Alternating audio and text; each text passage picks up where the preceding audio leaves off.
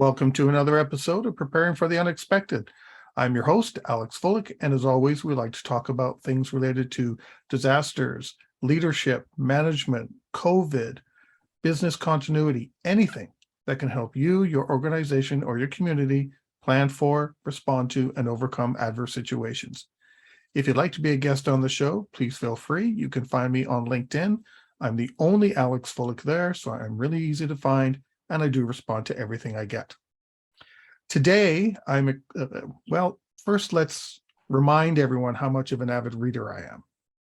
I love to read everything that I get my hands on, magazines, newspapers, all kinds of books on different topics, for entertainment purposes, everything. And today's guest has actually been here before, and we've talked about some of his previous books.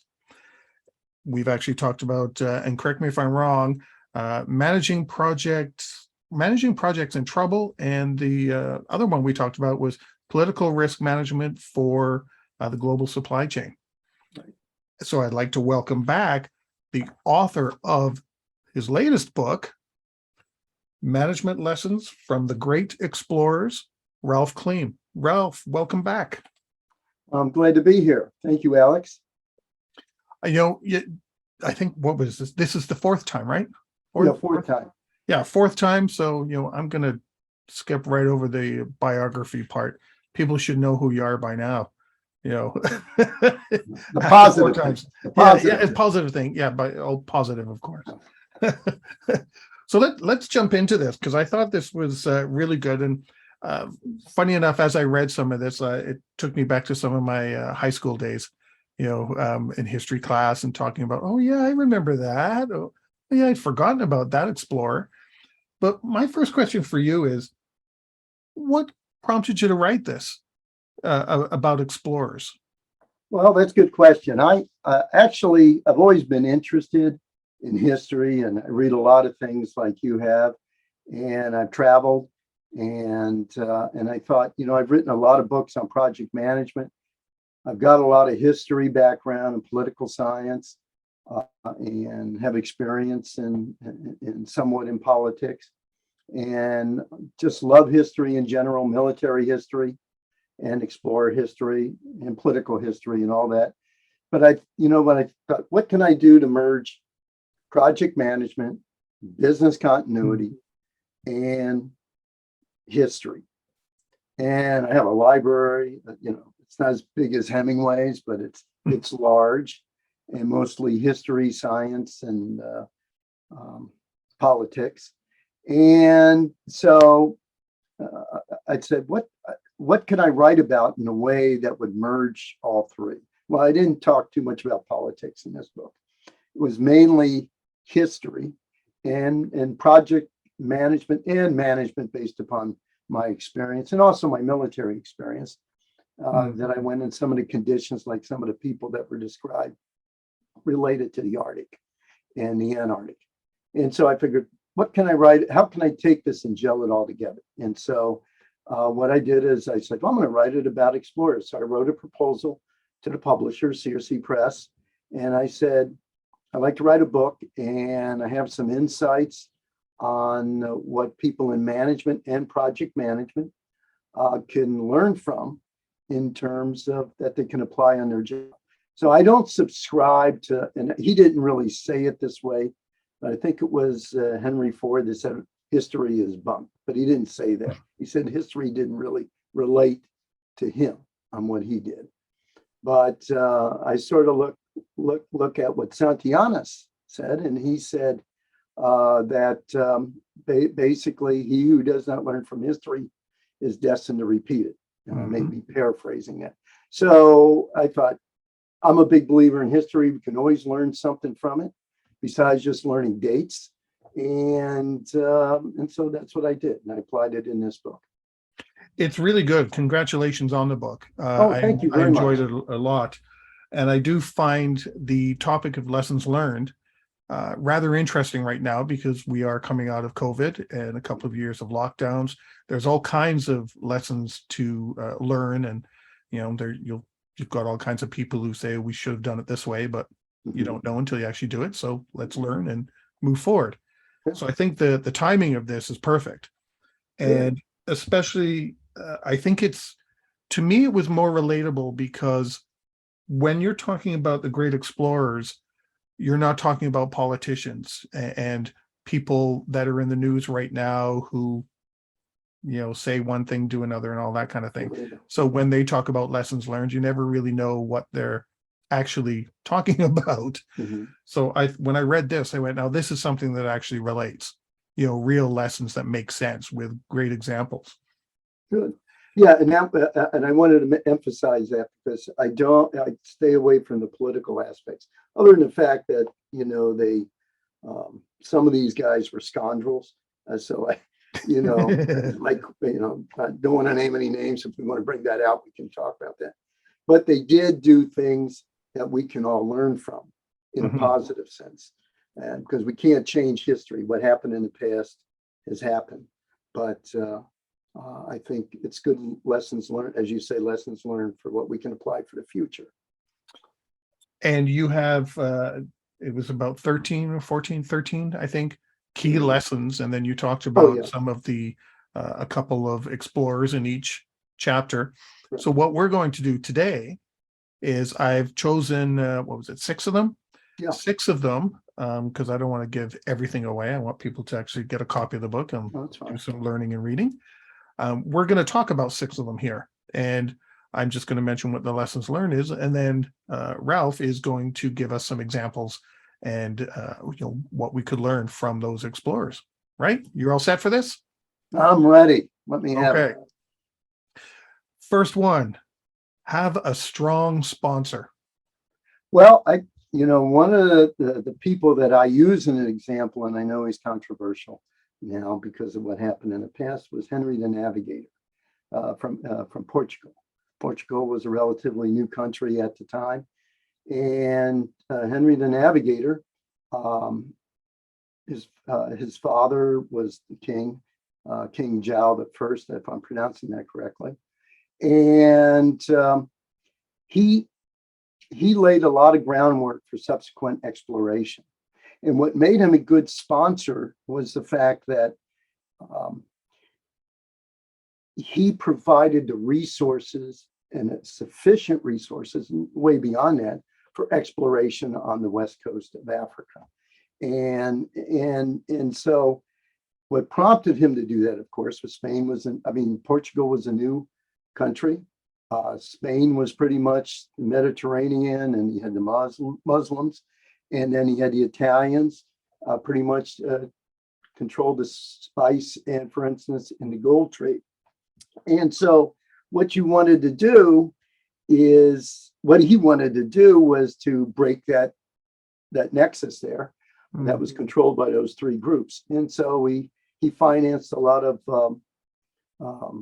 explorations. Now, how he did this was he set up sort of like a research and development center in Portugal, as well as increased the shipbuilding industry there. And of course, he went west and went down through the African coast, as I mentioned. Now, he made, speaking of lessons learned, he brought people back to his so-called, I'm keeping it a high level terminology, research and development center. And what he did was he captured information. Now, even though he captured lessons learned, that's the term I wanted to reuse, like you mentioned earlier. So he captured that. And the interesting thing about him, even though he was kind of, spreading Christianity and doing all this thing and waging war against the Muslims, what he did do is he did work with Muslims, people from the Jewish community, not just from Portugal, not just Christians, but people, Italians, all sorts of people in that time frame, and extracted the lessons learned, and he capitalized on that and moved forward with his explorations. And I thought I wish more project managers and managers would do that in today's contemporary environment. They don't. a lot of reinvention of the wheel always occurs in the business environment, which is costly and it's time consuming. Well, it's interesting. He brought all these different groups together. That's kind of like a little bit of stakeholder management. Even Yes.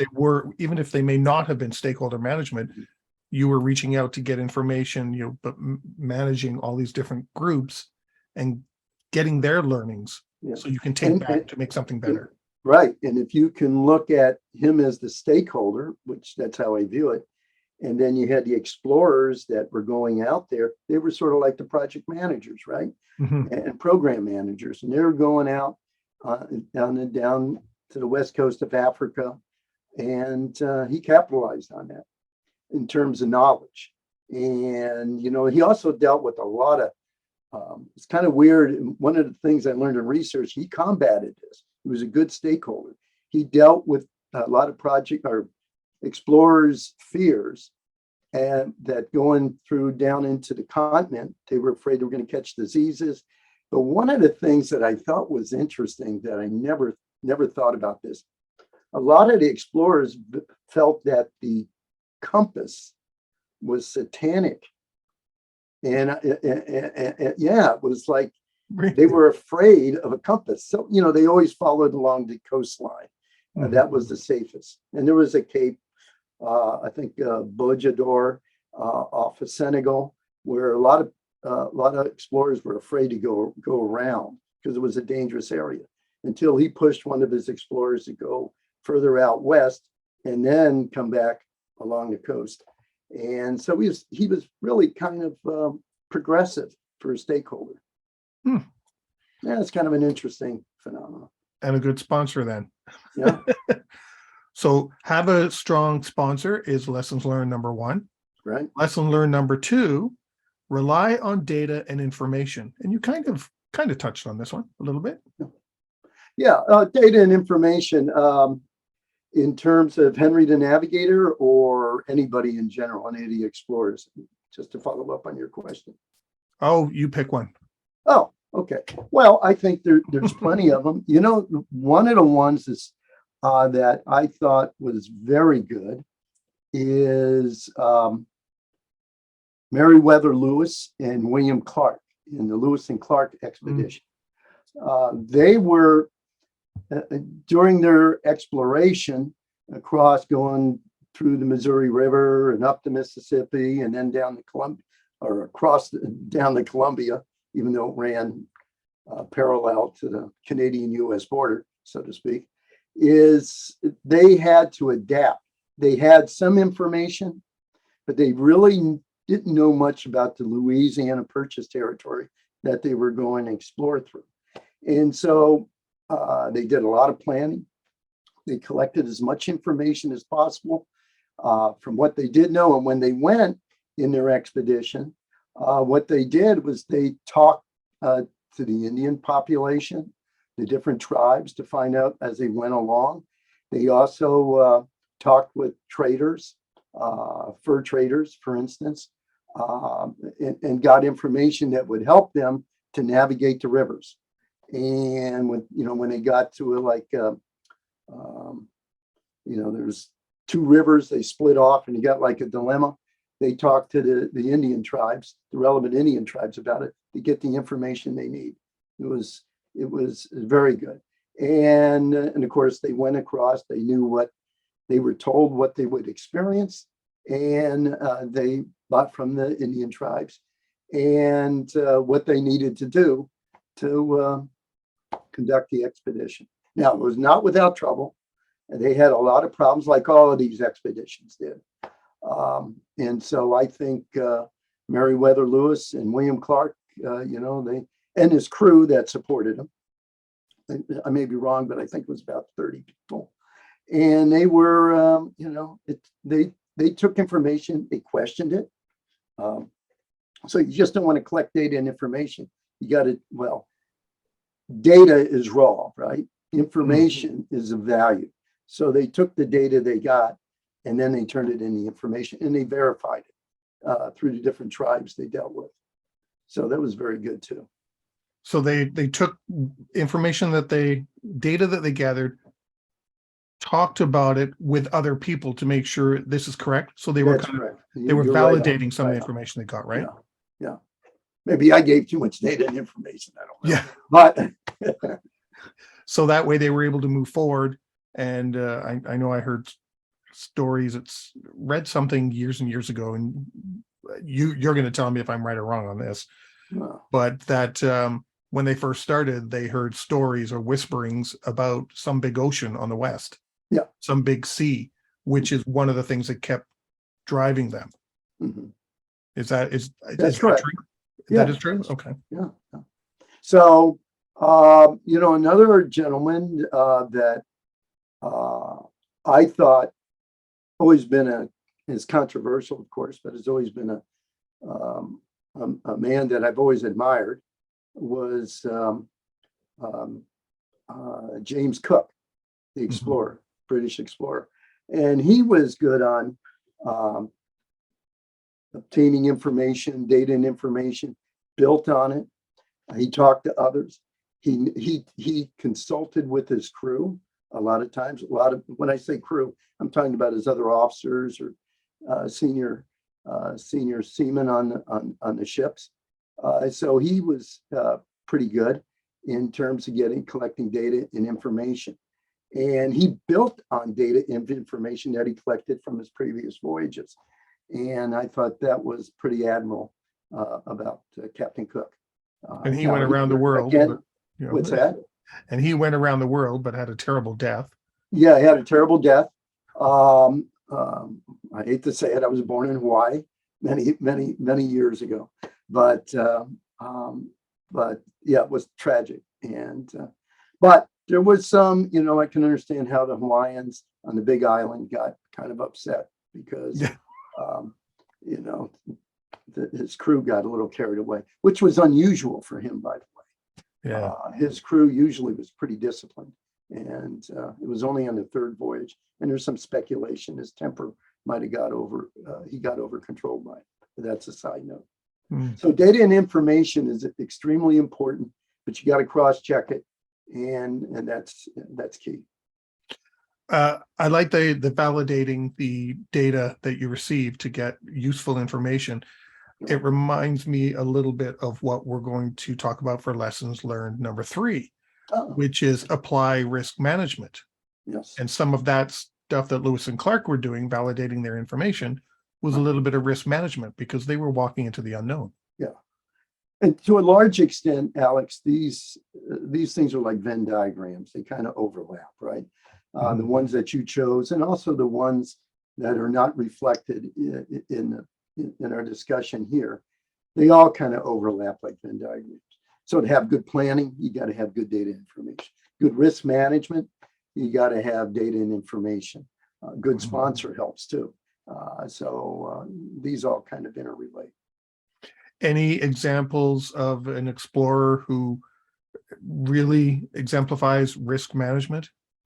Yeah, let's see here. I mean, there's so many of them. I would say, well, I mentioned James Cook because he actually, he really prepared for his explorations. And he was he